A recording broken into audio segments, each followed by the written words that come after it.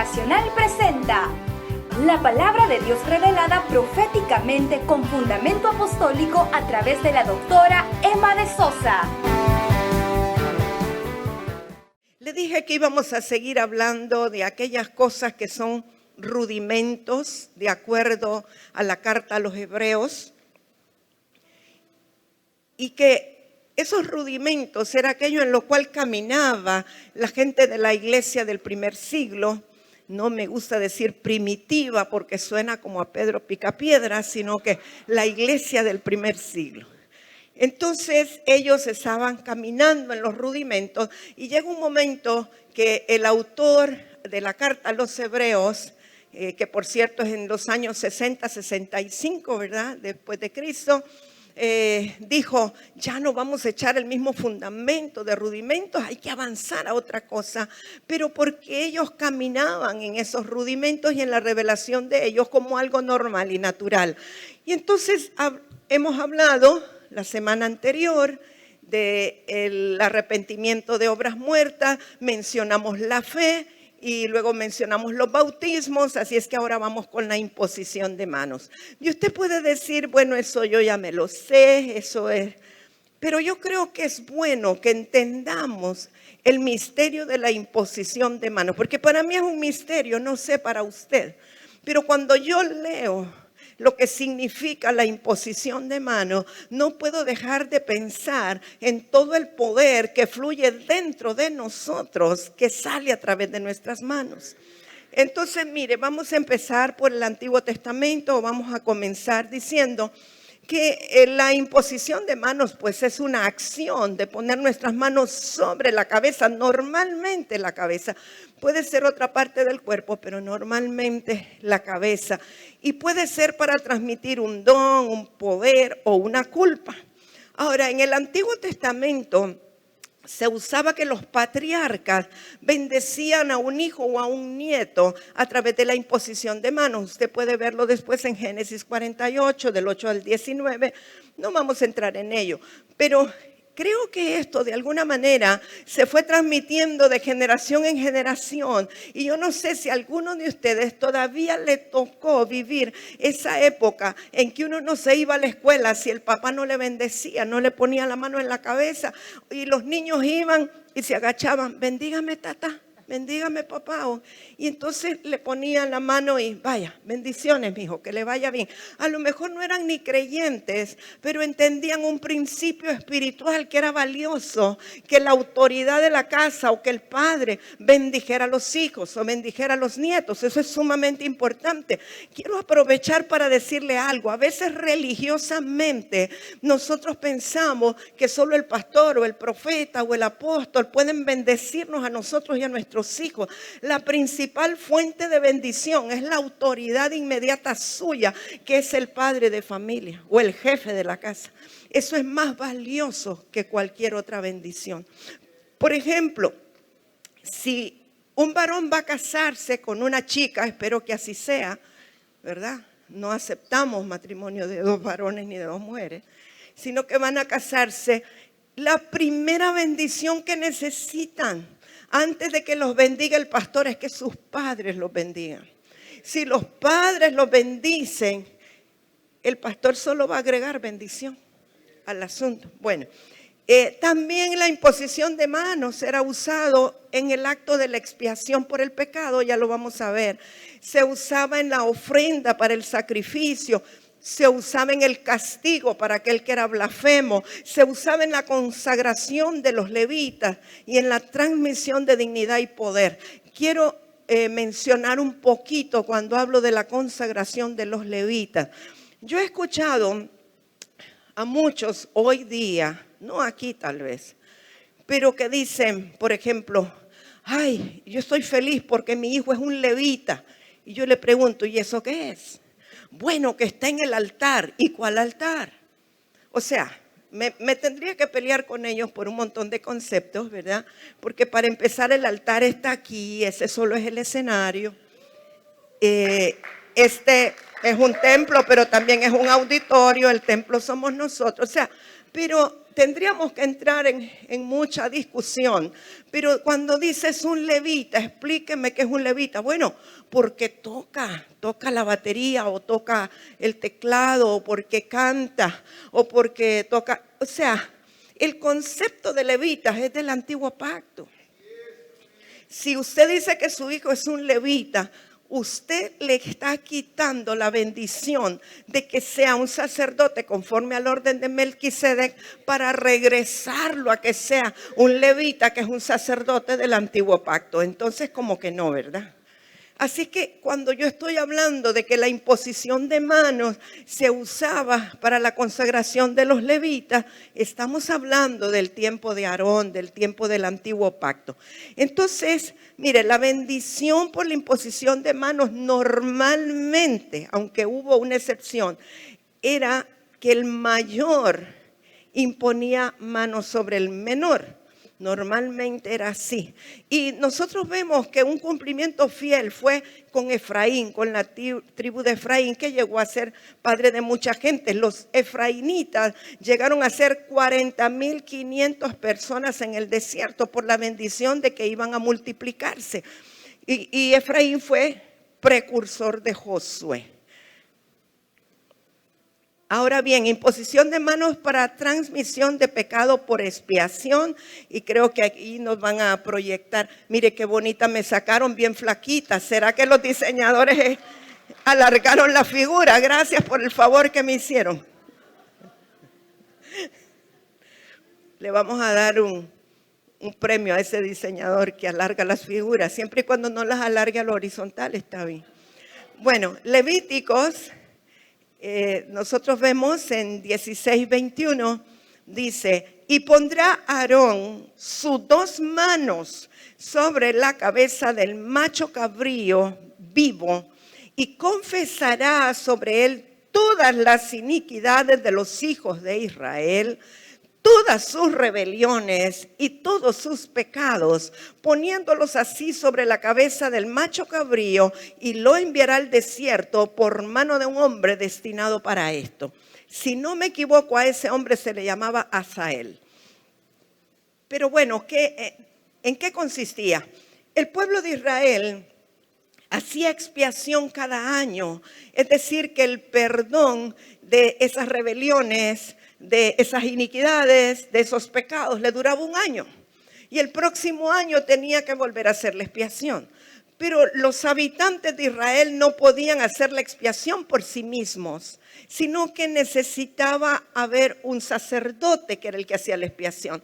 Ahora, es como que el sacerdote tomaba las iniquidades, las rebeliones y los pecados del pueblo y luego los ponía sobre un cabrito, sobre un macho cabrío. Como quien dice, aquí van, ese pobre cabrito que algunos quizá han escuchado, el término chivo expiatorio. Bueno, eso era un chivo expiatorio, como quien dice, el que pagó la culpa de todos los pecados, rebeliones e iniquidades del pueblo. Y entonces el sacerdote imponía las manos en la cabeza, creo que por ahí tenemos un dibujito, en la cabeza del macho cabrío, y entonces después lo dejaban. Ese es un dibujo, obviamente, no es una foto, pero para que se haga una idea de cómo era. Después lo lanzaban al desierto, como quien dice, ahí vas con todos esos pecados e iniquidades, llévatelos al desierto para que no estén operando sobre esta gente más. Pero luego, durante el año, volvían las iniquidades, los pecados y las rebeliones y volvían a hacer otra ceremonia para liberarlos de esa manera por la imposición de manos y ponerla sobre el macho cabrío. También cuando hacían ofrenda de sacrificio para el holocausto, que esto era un procedimiento similar, pero vemos en Levíticos capítulo 1, versos 3 y 4, dice, si su ofrenda fuere holocausto vacuno, holocausto quiere decir ofrenda del todo quemada, y si dice vacuno es que era una vaca, ¿sí? No nos perdemos ahí. Macho sin defecto, entonces era un toro. Vacuno cualquiera, vaca, toro, ternero. Macho sin defecto lo ofrecerá, de su voluntad lo ofrecerá a la puerta del tabernáculo de reunión delante de Jehová. y pondrá su mano sobre la cabeza del holocausto y será aceptado para expiación suya. Entonces, una ofrenda de sacrificio. Ahí vemos el dibujito también de el sumo sacerdote imponiendo manos sobre un toro en holocausto. Y ahí están todos los demás sacerdotes en medio, ¿verdad?, de toda la ceremonia. Ok, cuando hacían ofrendas de paz, Levíticos capítulo 3, verso 1 al 2. Si su ofrenda fuere sacrificio de paz, ofrendas de paz es para arreglar relaciones. Si hubiere de ofrecerlo de ganado vacuno, sea macho o hembra, sin defecto lo ofrecerá delante de Jehová. Pondrá su mano sobre la cabeza. Se fija que anteriormente a Aarón le decían pondrá las dos manos. Aquí dice su mano sobre la cabeza de su ofrenda y la degollará a la puerta del tabernáculo de reunión, y los sacerdotes, hijos de Aarón, rociarán su sangre sobre el altar alrededor. O sea, lo degollaban, pero antes de que lo degollaran, imponían o ponían su mano sobre la cabeza. Hay otro dibujito por allí, es nada más una ilustración. Ahora, vemos que también cuando alguien blasfemaba, es como que había una transferencia de maldiciones. Y aquí en Levítico 24, castigo del que blasfema, si vemos desde el verso 10 al 15, en aquel tiempo el hijo de una mujer israelita, el cual era hijo de un egipcio, salió entre los hijos de Israel, y el hijo de la israelita y un hombre de Israel riñeron en el campamento. Y el hijo de la mujer israelita blasfemó el nombre y maldijo. Entonces lo llevaron a Moisés, y su madre se llamaba Selomit, hija de Dibri, de la tribu de Dan. Y lo pusieron en la cárcel hasta que les fuese declarado por palabra de Jehová. Y Jehová habló a Moisés diciendo: saca al blasfemo fuera del campamento. Y todos los que le oyeron pongan sus manos sobre la cabeza de él y apedréelo toda la congregación. Y a los hijos de Israel hablarás diciendo: cualquiera que maldijere a su Dios llevará su iniquidad. Qué tremendo, gracias a Dios, que esto ya no existe para nosotros en este tiempo, porque era de que toda la congregación ponía las manos como una maldición para el que había blasfemado y después lo apedreaban. No queremos acordarnos mucho de esto, solamente es una información para usted, para que se dé cuenta que estamos más que bendecidos en el tiempo de la gracia. Vamos a la consagración de los levitas, Números 8, verso 9 al 13, ya vamos a terminar con el antiguo pacto, no se preocupe. Y harás que los levitas se acerquen delante del tabernáculo de reunión, y reunirás a toda la congregación de los hijos de Israel. Y cuando hayas acercado a los levitas delante de Jehová, pondrán los hijos de Israel sus manos sobre los levitas, y ofrecerá a Aarón los levitas delante de Jehová en ofrenda de los hijos de Israel, y servirán en el ministerio de Jehová. Y los levitas pondrán sus manos sobre las cabezas de los novillos. Fíjese, era como una transferencia: los hijos de Israel sobre los levitas sobre los novillos. Y ofrecerás el uno por expiación y el otro en holocausto a Jehová. Era diferente la expiación y el holocausto, para hacer expiación por los levitas. Y presentarás a los levitas delante de Aarón y delante de sus hijos, y los ofrecerás en ofrenda a Jehová. Y ahora, transmisión de dignidad y poder. Normalmente la transmisión de dignidad y poder se hacía de una autoridad espiritual a su súbdito, digamos, al que estaba sometido a él. Y nosotros lo vemos en el caso de Moisés a Josué. Y esto fue por una orden de Dios. Y Números 27, verso 18 dice: y Jehová dijo a Moisés: toma a Josué, hijo de Nun, varón en el cual hay espíritu, y pondrás tu mano sobre él. Y lo pondrás delante del sacerdote Eleazar y delante de toda la congregación, y le darás el cargo en presencia de ellos, y pondrás de tu dignidad sobre él para que toda la congregación de los hijos de Israel le obedezca.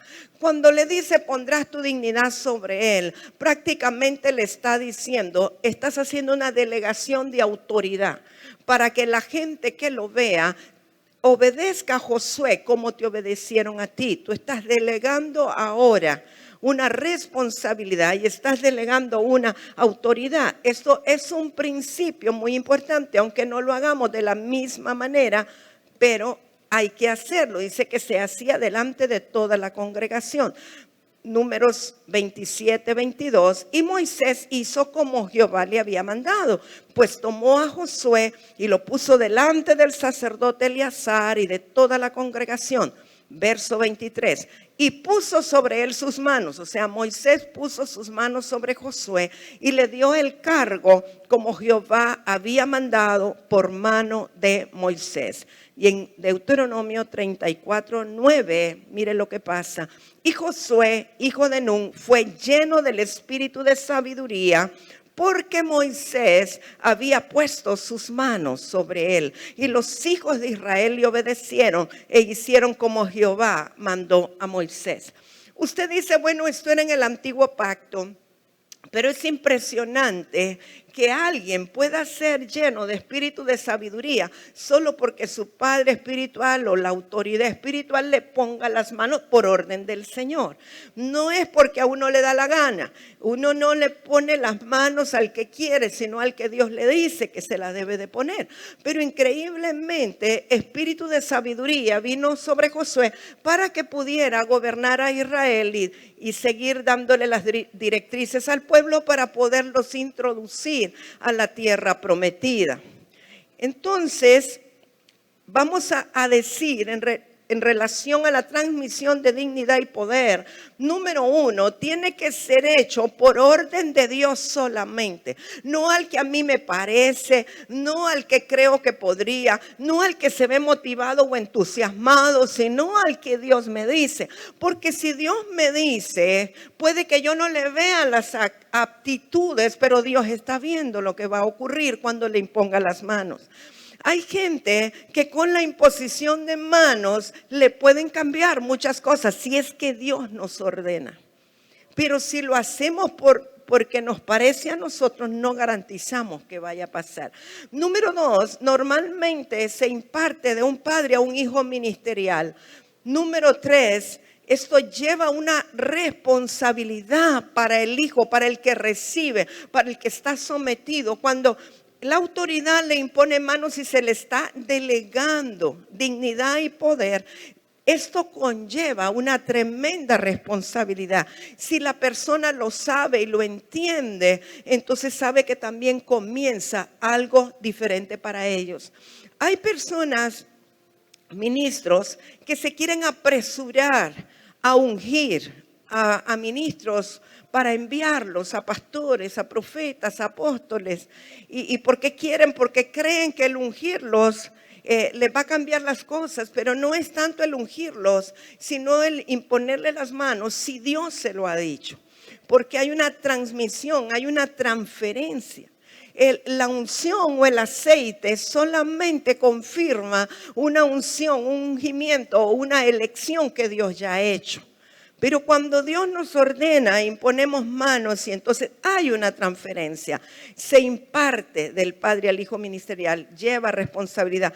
Y Dios dice que escogió a Josué por su espíritu. Cuando le dice a Moisés, vas a poner las manos sobre Josué, varón en el cual hay espíritu. Está hablando de un espíritu diferente, de un espíritu superior.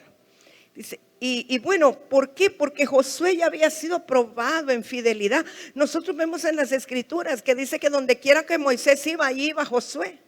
Estaba con él, se quedaba esperando lo que bajara del monte, no se iba, no se dormía. O sea, era fiel, era leal. Y es hecho frente a autoridades y a toda la congregación para establecer una línea de autoridad y de respeto.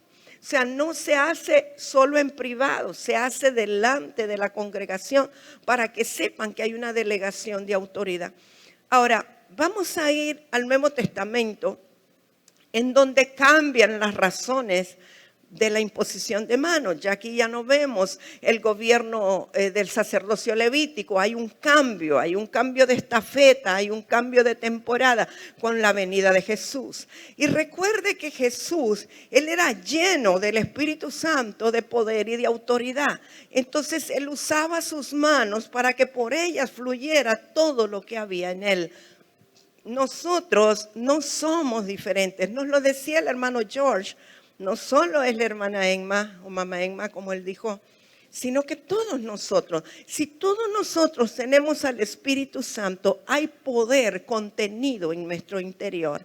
Pero la manera de dejarlo fluir, obviamente a través de los ojos, a través de la sonrisa, a través de la palabra. Pero hay algo que es infalible porque lo dice la Escritura y es a través de nuestras manos. A mí me impresiona lo que dice el profeta Habacuc y siempre eso de verdad que me recalca en mi interior.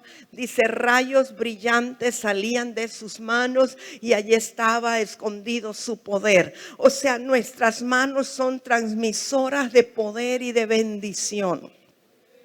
Y antes de comenzar con lo de imposición de manos del Nuevo Testamento, ¿cuántos aquí tienen hijos pequeños?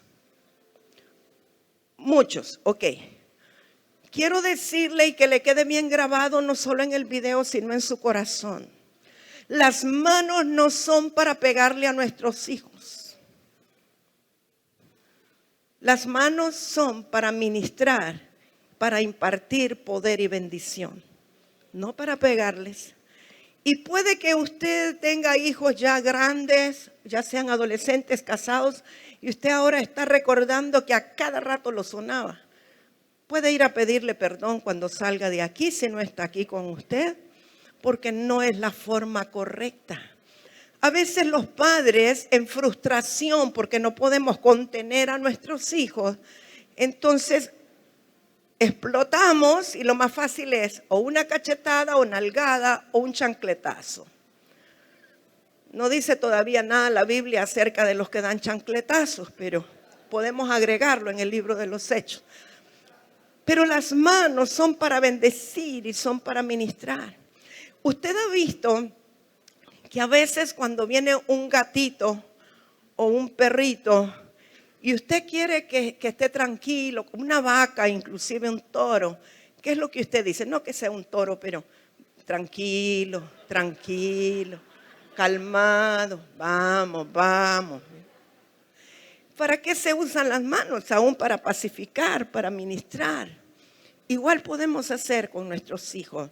Si sabemos que nosotros somos un recipiente del amor de Dios, somos un recipiente del poder de Dios, hay poder y autoridad dentro nuestro, por nuestras manos, eso es lo que tiene que fluir. Las manos son como las terminales del cuerpo a través de lo cual usted puede impartir o puede fluir todo lo que está dentro de usted. Así que en el Nuevo Testamento vemos que Jesús usó las manos para bendecir a los niños, para sanar enfermos, para resucitar muertos. Fue parte de la comisión dada por Jesús, impondrán manos.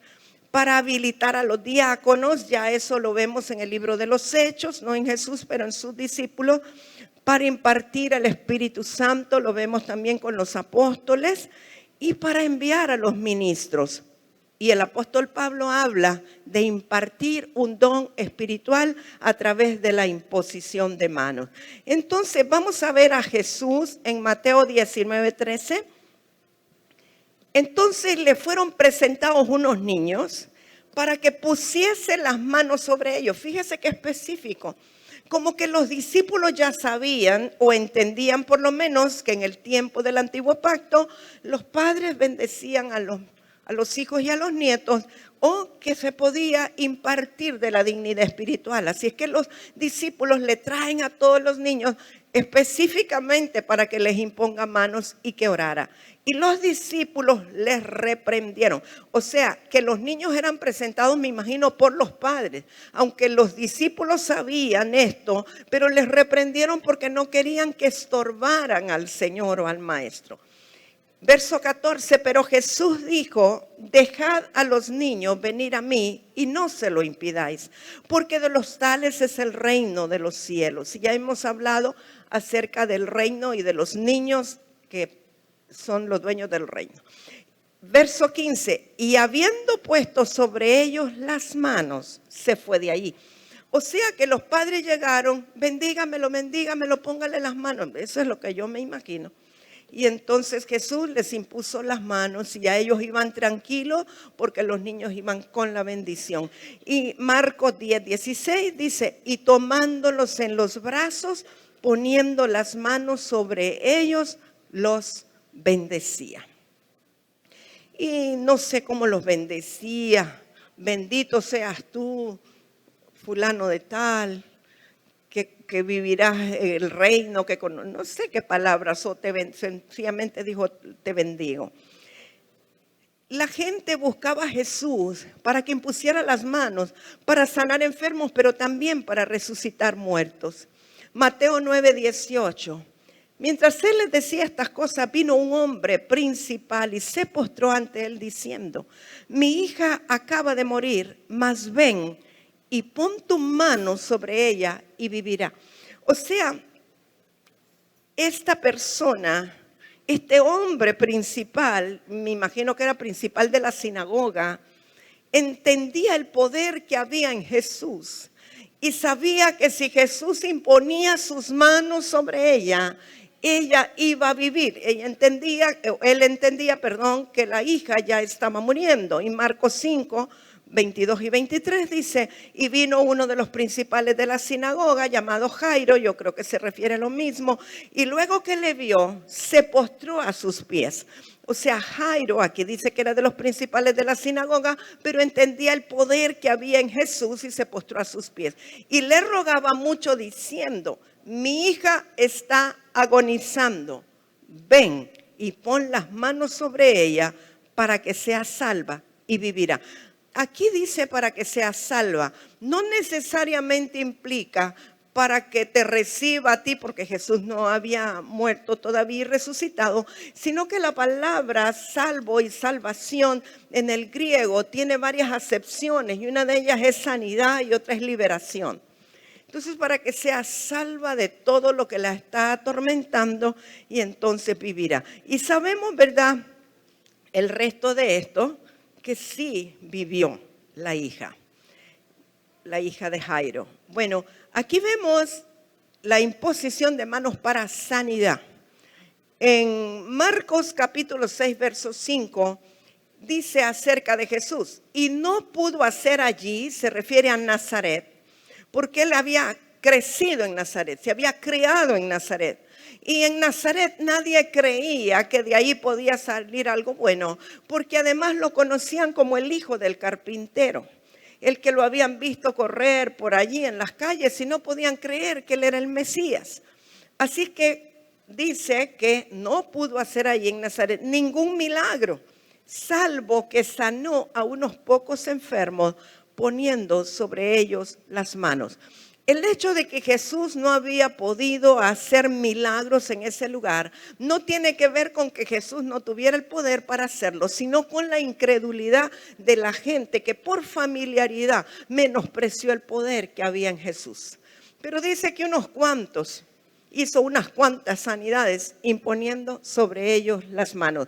Nosotros hemos estado declarando el tiempo de milagros, hemos estado creyendo, hemos estado profetizando como hoy lo hacíamos. Pero yo creo que ese profetizar, como decía hoy pastora profeta Alba, que desatáramos nuestra lengua, que ese era el primer milagro, que nosotros pudiéramos declarar nuestro milagro, porque cuando nosotros profetizamos la palabra, a quien primero activa es a nosotros mismos.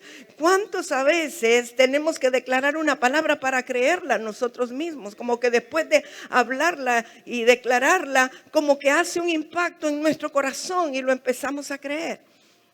Entonces, si hay un lugar donde no se cree que Jesús puede hacerlo, no va a pasar, aunque Jesús sea todopoderoso.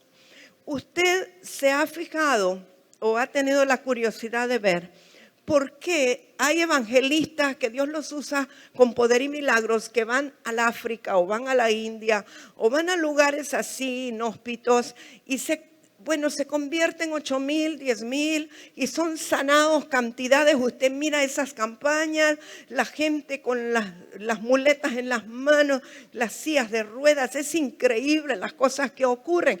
Y a lo mejor el mismo evangelista va a otro ambiente donde se oye predicar el evangelio 3 veces al día en todas las radioemisoras y en todas las televisoras, etcétera, y como que no pasa nada por la dureza del corazón, por no creer. Entonces, el creer o el no creer también desata y determina lo que Dios quiere hacer. Hemos estado declarando y clamando por un avivamiento, pero a veces como que nos vamos más en pos de lo que nuestros ojos miran y nuestro intelecto con lógica humana deduce por las cosas que vemos y oímos y las noticias, que creer que el Dios Todopoderoso está queriendo irrumpir en medio nuestro con milagros, sanidades y prodigios, y que nosotros podemos ser los instrumentos de Dios para que eso ocurra. Y no estoy hablando, sí, allá, por allá, amén. Mire, yo que usted estaría brincando, saltando, gozándome. No estoy hablando de mí, estoy hablando de todos nosotros, cada uno de nosotros. El poder está fluyendo dentro nuestro. Me ha ocurrido a veces, viene alguien, un hermano, una hermana, y me abraza así a veces por detrás. Y yo literalmente siento cómo poder sale de mí, y como que fuera una corriente eléctrica que toca a la persona. O sea, todos nosotros estamos cargados del poder de Dios. Y aún tenemos que ser intencionales en los abrazos que damos, sabiendo que el poder puede fluir para sanar. No solo el corazón, sino también enfermedades físicas, naturales. Marcos 8, 23 al 25. Entonces, tomando la mano del ciego, le sacó fuera de la aldea y escupiendo en sus ojos, le puso las manos encima. Yo entiendo que aquí se las pudo haber puesto en la cabeza o en los hombros, porque dice, le puso las manos encima. Y le preguntó si veía algo. Él, mirando, dijo, veo los hombres como árboles, pero los veo que andan. Luego le puso otra vez las manos sobre los ojos y le hizo que mirase, y fue restablecido y vio de lejos y claramente a todos. En este caso vemos que Jesús le puso 2 veces las manos. Primero dice, se las puso encima y él empezó a ver como borroso, como nublado. Veía que los hombres eran como árboles que se movían, pero no estaba viendo del todo bien. Pero cuando le pone las manos sobre los ojos, allí recupera totalmente la vista y entonces ya ahora se fue la ceguera. Cuando Jesús comisiona a los apóstoles, que esto lo hemos leído en estos días muchas veces, pero vamos a leerlo una vez más. Marcos 16, verso 14 al 20. Finalmente se apareció a los 11 mismos, estando ellos sentados a la mesa, y les reprochó su incredulidad y dureza de corazón, porque no habían creído a los que le habían visto resucitado. Y les dijo, mire, pare un momento ahí. ¿Quién de nosotros, teniendo gente con corazón duro e incrédulo, le vamos a dar la comisión de ir por todo el mundo? Qué misericordia la de Jesús. Los reprende, pero no les quita la bendición de que vayan. Entonces, y les dijo, id por todo el mundo y predicad el evangelio a toda criatura. El que creyere y fuere bautizado será salvo, mas el que no creyere será condenado. Y estas señales seguirán a los que creen. En mi nombre echarán fuera demonios, hablarán nuevas lenguas, tomarán en las manos serpientes, y si vivieren cosa mortífera no les hará daño. Ahora fíjese, sobre los enfermos pondrán sus manos y sanarán.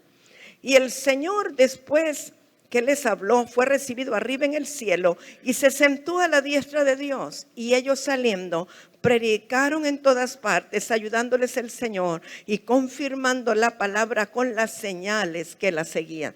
Si nosotros predicamos la palabra del Señor, pues podemos tener la seguridad que estas señales nos van a seguir. Porque la palabra es sí y es amén, y lo que Dios prometió, Él lo va a cumplir. Pero nosotros necesitamos creer lo que dice allí en la palabra. Así es que ellos salieron, comenzaron a predicar y el Señor los respaldaba. Ahora, dice, predicaron en todas partes, ayudándoles el Señor y confirmando la palabra. ¿Qué era lo que Dios les confirmaba? Dígame, ¿qué dice ahí? La palabra que ellos predicaban. No era que el Señor los estaba confirmando a ellos, estaba confirmando la palabra. Les estaba ayudando a ellos, pero estaba confirmando la palabra. O sea, si nosotros predicamos la palabra, podemos tener la certeza de que el Señor la va a confirmar con las señales que deben de seguir a la palabra. Ahora, si nosotros nos predicamos a nosotros mismos, si hablamos yo, porque yo aquí, porque yo allá, porque hice, porque vine, porque traje, Dios no tiene ninguna responsabilidad de confirmar lo que estamos diciendo. Es cuando predicamos la palabra. ¿Sí? Bueno, ¿sabe? Quiero hacer una salvedad que Mateo no incluye poner las manos sobre los enfermos. Hay a veces algunas diferencias en cómo los evangelistas dicen las cosas. Bueno, en la carta a los Hebreos, capítulo 6, ya lo leímos desde que comenzamos esta serie. Se lo voy a leer en Reina Valera 1960, pero luego le quiero leer Dios habla hoy. Es Hebreos 6 del 1 al 3. Por tanto, dejando ya los rudimentos de la doctrina de Cristo, vamos adelante a la perfección. Dije que es madurez, ¿verdad? No echando otra vez el fundamento de arrepentimiento de obras muertas, de la fe en Dios, de la doctrina de bautismo, de la imposición de manos, de la resurrección de los muertos y del juicio eterno. Y esto haremos si Dios en verdad lo permite. Ahora mire cómo lo dice Dios habla hoy. Así que sigamos adelante hasta llegar a ser adultos, o sea, ya no seamos niños. Dejando a un lado las primeras enseñanzas acerca de Cristo, no volvamos otra vez a las cosas básicas como la conversión y el abandono de las obras que llevan a la muerte, o como la fe en Dios. Las enseñanzas sobre el bautismo, el imponer las manos a los creyentes, dice Dios habla hoy. La resurrección de los muertos y el juicio eterno es lo que haremos si Dios lo permite. Yo entiendo que el traductor en Dios habla hoy, cuando dice a los creyentes, no necesariamente implica a los que ya son parte de una iglesia, sino a los que aún siendo inconversos creen que a través de la palabra pueden recibir un milagro. Porque hay gente que aunque no ha reconocido a Cristo, cree que Jesús le puede sanar o que Jesús le puede salvar, y entonces es un creyente. Cuando hubo un momento en la iglesia del primer siglo en que los apóstoles pasaban súper cargados de trabajo, y resulta que aún ellos repartían la comida que se les daba a las viudas griegas. O sea, los griegos que habían muerto y dejaron varias viudas, ellos se hacían responsables y les daban la comida, servían las mesas. Y entonces los apóstoles, mire, ellos oraban, ellos ayunaban, ellos leían la palabra, predicaban, iban a misiones, pero también servían las mesas. Y dijeron, no puede ser, estamos cargadísimos de trabajo. Tenemos que perseverar nosotros en la oración y la predicación de la palabra, y búsquennos ahí unos 7 que sean llenos del Espíritu Santo, que puedan servir las mesas. Es como que dijéramos en este tiempo, no, yo no puedo con tanta cosa. Búsquenme unos cuantos servidores para que pongan las sillas, quiten las sillas, que barran el templo, que hagan lo que se tiene que hacer. Pero para elegirlos habían requisitos. Y uno de los requisitos es que fueran llenos del Espíritu Santo, llenos de gracia. Y miren lo que dice Hechos capítulo 6, verso 3. Buscad pues 7 varones de buen testimonio, llenos del Espíritu Santo y de sabiduría, a quienes encarguemos de este trabajo. Y nosotros, están hablando los apóstoles, persistiremos en la oración y en el ministerio de la palabra. Agradó la propuesta a toda la multitud y eligieron a Esteban, varón lleno de fe y del Espíritu Santo, a Felipe, a Prócoro, a Nicanor, a Timón, a Parmenas, a Nicolás, prosélito de Antioquía, a los cuales presentaron ante los apóstoles, quienes orando les impusieron las manos.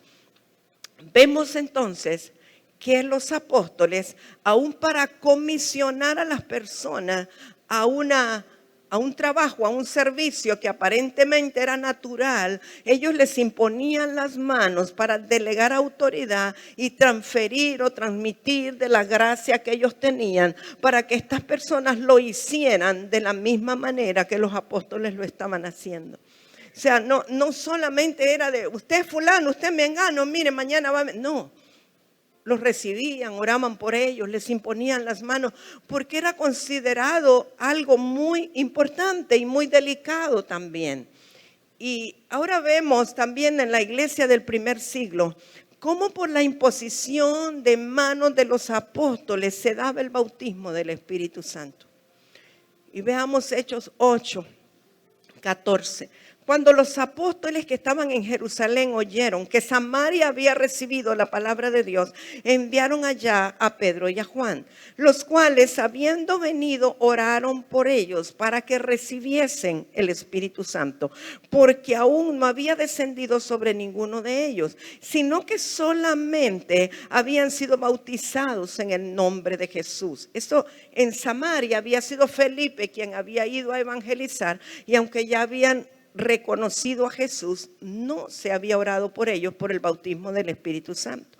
Verso 17. Entonces les imponían las manos y recibían al Espíritu Santo.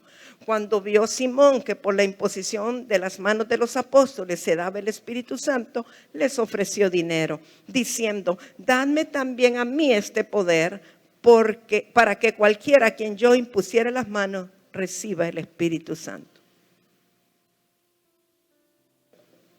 Es chistoso, ¿verdad? Es chistoso que un brujo, que un mago se impresione de ver lo que significa el bautismo del Espíritu Santo. No sé si usted se ha puesto a meditar qué fue lo que este brujo, este mago vio cuando la gente recibía el bautismo del Espíritu Santo. ¿Qué vio? Que le impresionó tanto, que había tanto poder que el brujo nunca lo había visto y dijo: no, yo eso no lo puedo hacer. Le voy a pagar dinero a estos para que, a Pedro y a Juan, para que me den de ese poder que yo quiero para que la gente lo reciba. ¿Qué habrá visto? Gente hablando en otras lenguas, gente magnificando a Dios, gente encendida en el fuego del Espíritu, gente declarando y proclamando las grandezas del Señor. Algo extraordinario tiene que haber pasado para que el mago se quedara impresionado. No fue así nomás. Dice que cuando vio lo que la gente recibía, cuando le imponían las manos, dijo: dame a mí de eso también. Olvídese que no le iba a dar, pero no podía, eso no se compra ni se vende.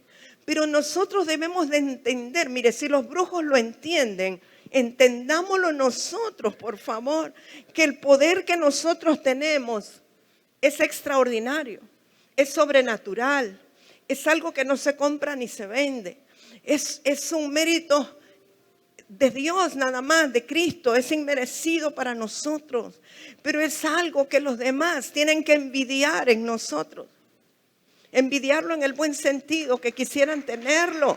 Así tiene que ser la manifestación del Espíritu Santo a través de nuestra vida.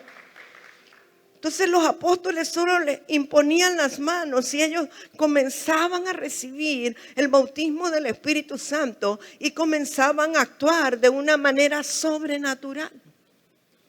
Entonces la imposición de manos era algo que tenía como un fruto la sobrenaturalidad de Dios actuando en las personas. Hechos 9, 17 al 18. Fue entonces, 9:10. Había entonces en Damasco un discípulo llamado Ananías. Fíjese que Ananías era un discípulo, pero la Biblia no dice mucho de él. A quien el Señor dijo en visión: Ananías. Y él respondió: heme aquí, Señor. Y el Señor le dijo: levántate y ve a la calle que se llama Derecha y busca en casa de Judas a uno llamado Saulo de Tarso, porque he aquí él ora. Y ha visto en visión a un varón llamado Ananías que entra y le pone las manos encima para que recobre la vista.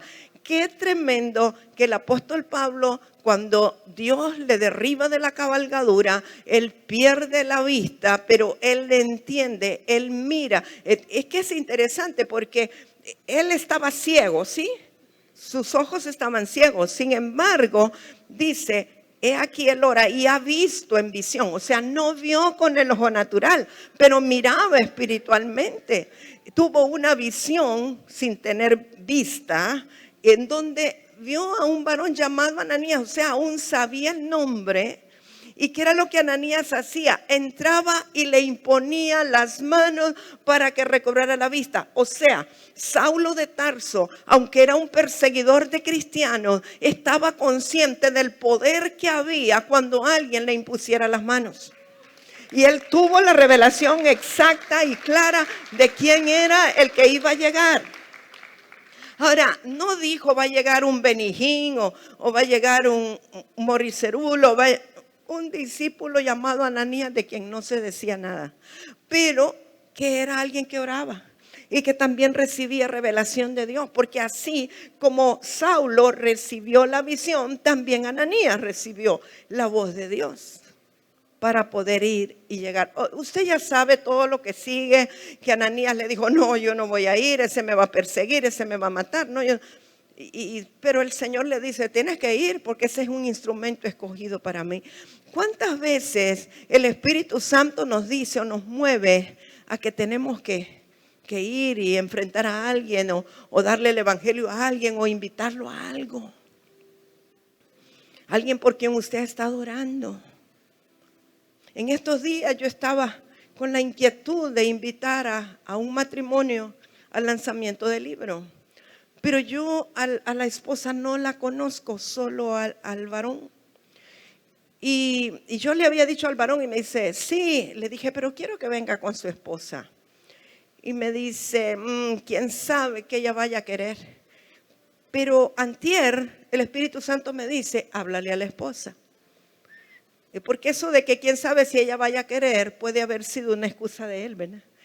Así que yo me atreví a escribirle a ella sin conocerla y me identifiqué. Les dije: quiero invitarlos al lanzamiento de un libro, se llama así, está el día tal hora. Y le digo: a usted y a su esposa. Y entonces me dice: un momento, ya le confirmo. Y al ratito me dice: sí, está confirmado, vamos a ir. Y yo dije: no hay peor lucha que la que no se hace. Y me dice: ¿cuánto hay que pagar? No, le digo: yo se lo voy a sembrar. Será una bendición tenerlos aquí. Entonces, muchas veces uno mismo pone como una mampara, una pantalla, porque, ay, no, ahí no, yo creo que no, quién sabe.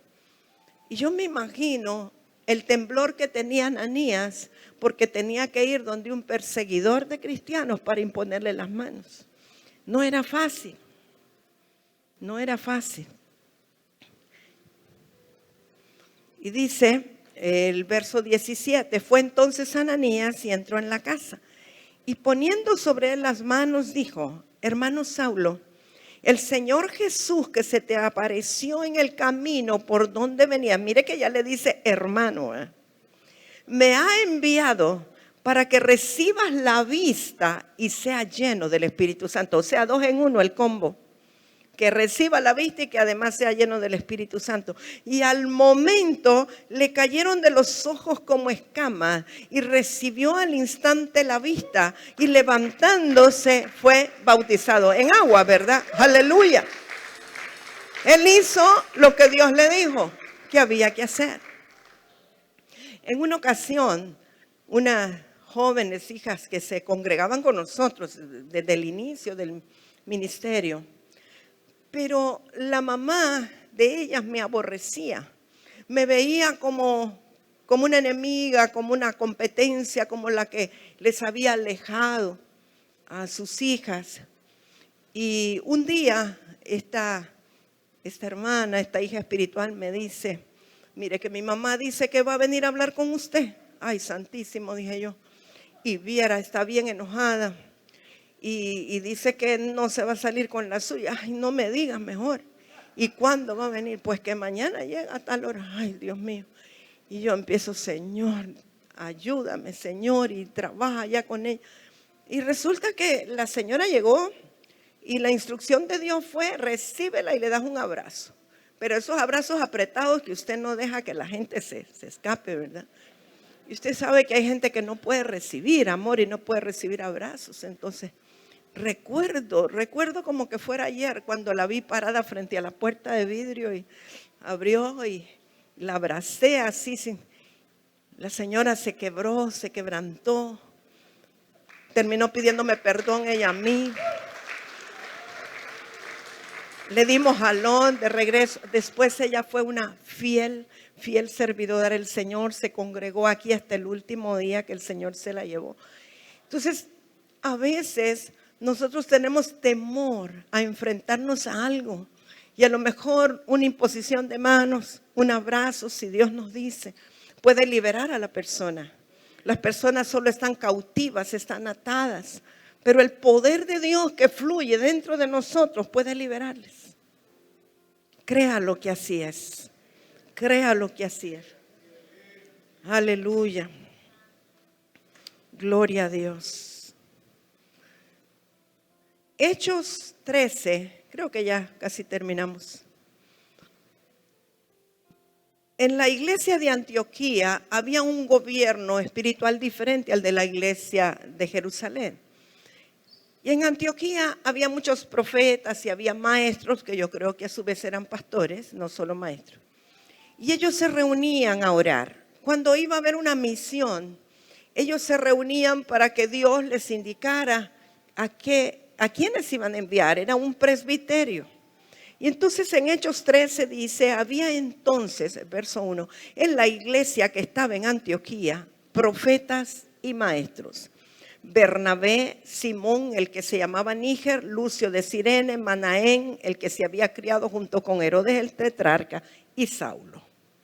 Ministrando estos al Señor y ayunando, dijo el Espíritu Santo. Me imagino que a través de alguno de ellos el Espíritu Santo habló, porque eran profetas.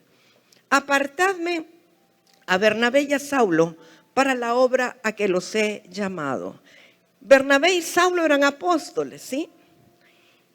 Pero el verso 3 dice: entonces, habiendo ayunado y orado, les impusieron las manos y los despidieron.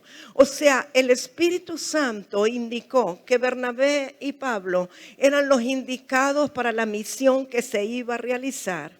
Pero aún así ayunaron, oraron, y todos los demás que estaban ahí les impusieron las manos para enviarlos en bendición a la misión que iban a realizar. La imposición de manos es sumamente importante si lo que está fluyendo de nosotros es el poder y la autoridad de Dios. Ahora, también puede ser que haya otras cosas que fluyan a través de la imposición de manos, pero lo dejo para el final. Mire en Hechos 19, verso 4, respecto al bautismo del Espíritu Santo. Dijo Pablo: Juan bautizó con bautismo de arrepentimiento, diciendo al pueblo que creyesen en aquel que vendría después de él, esto es, en Jesús el Cristo. Cuando oyeron esto, fueron bautizados en el nombre del Señor Jesús, o sea, fueron bautizados en aguas. Y habiéndoles impuesto Pablo las manos, vino sobre ellos el Espíritu Santo y hablaban en lenguas y profetizaban, y eran por todos unos 12 hombres. O sea, vemos una vez más cómo eran bautizados con el Espíritu Santo. El apóstol Pablo también sanaba a través de la imposición de manos, no solamente por la palabra. Y en Hechos 28:7 dice, en aquellos lugares había propiedades del hombre principal de la isla, llamado Publio, quien nos recibió y hospedó solícitamente 3 días. Y aconteció que el padre de Publio estaba en cama, enfermo de fiebre y de disentería. Y entró Pablo a verle, y después de haber orado, le impuso las manos y le sanó. O sea, lo que le sanó fue la imposición de manos. Ahora, también nos dice la Escritura que pueden ser impartidos dones. Cuando estaba estudiando eso, revisando, repasando, me acordé de una experiencia cuando estábamos recién convertidos. Recuerdo que Rebeca tenía entonces como 1 mes de nacida. Y la iglesia donde nos congregábamos, que era en San Pedro Sula, iba a hacer una campaña de 1 semana. La campaña era más que evangelística, era profética. Estaban invitando a una profeta muy conocida de Tegucigalpa. Y entonces el pastor me dijo que si nosotros podíamos hospedar a la profeta, porque teníamos una casa amplia, bonita, y le dijimos que con muchísimo gusto.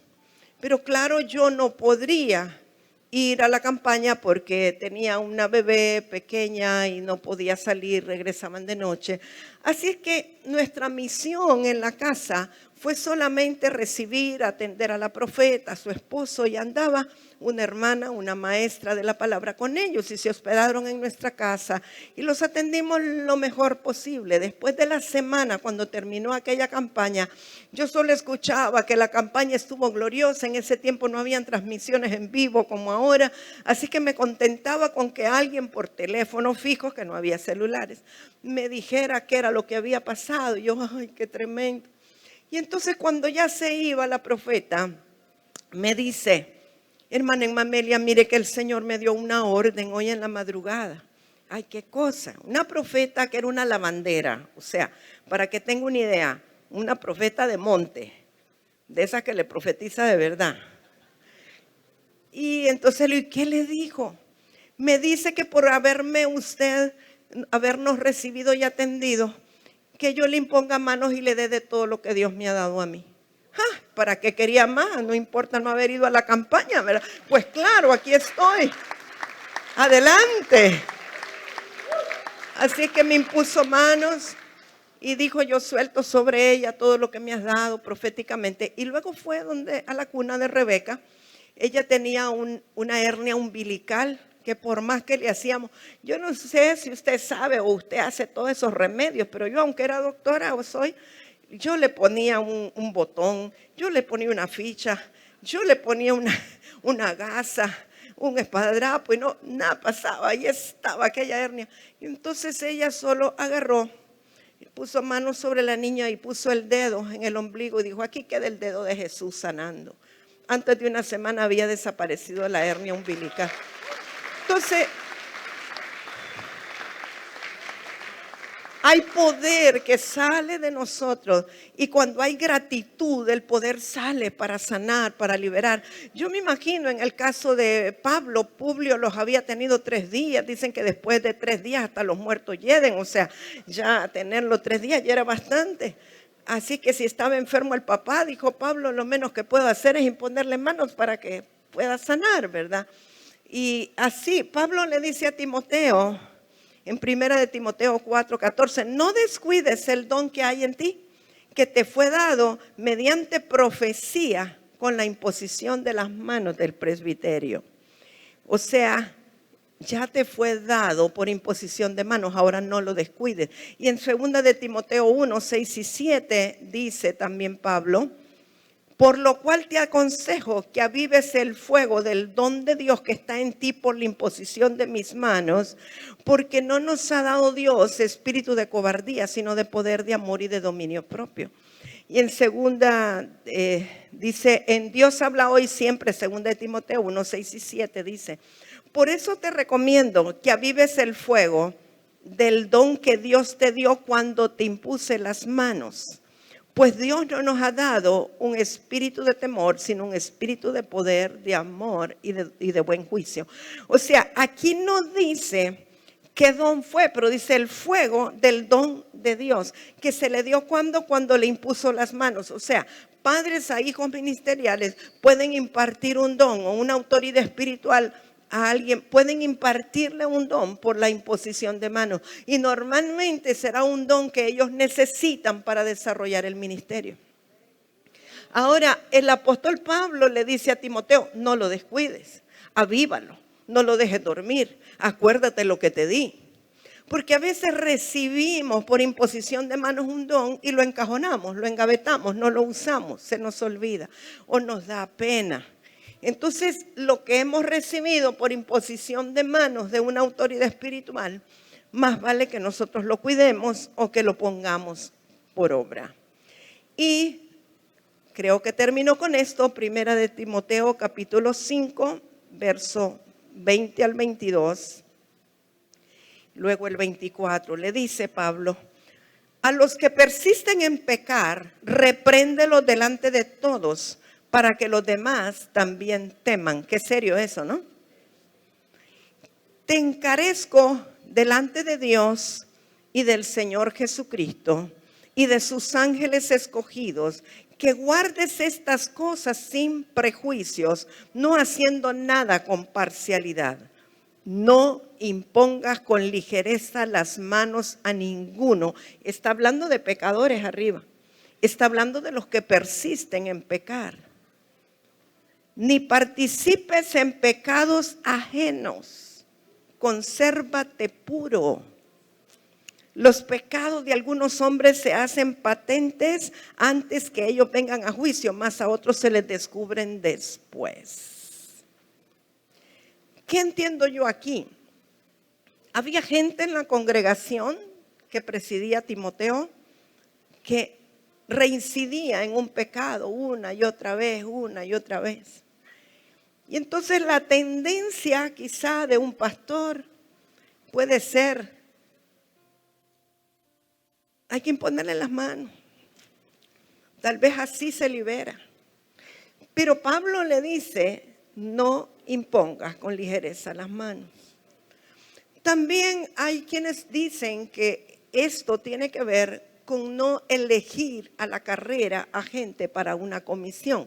No imponer ligeramente las manos sobre algunos que uno va a enviar, sino pedir la dirección de Dios, la revelación del Espíritu, antes de decir yo lo envío, yo lo elijo, yo lo nombro. ¿Cuántas veces acarreradamente hemos quizá nombrado a alguien o hemos impuesto las manos con ligereza y después no hallamos cómo bajar a la persona? Porque luego se manifiesta el carácter o lo que realmente es. Entonces, como ministros, como pastores, debemos de tener mucho cuidado de no imponer a la ligera las manos solo por sentimentalismo o solo por supuesta misericordia o por pensar nosotros, ay, si yo le pongo las manos yo creo que se va a liberar. Espere la dirección del Espíritu. No lo haga con ligereza. Yo creo que en todo es importantísimo ser guiados y dirigidos por el Espíritu Santo. Todo lo que la Escritura dice, y bueno, sabemos que sí y es amén, ¿verdad? Pero siempre existen algunas excepciones o momentos en los cuales necesitamos estar seguros que es el Espíritu Santo y que el Espíritu Santo está en acuerdo.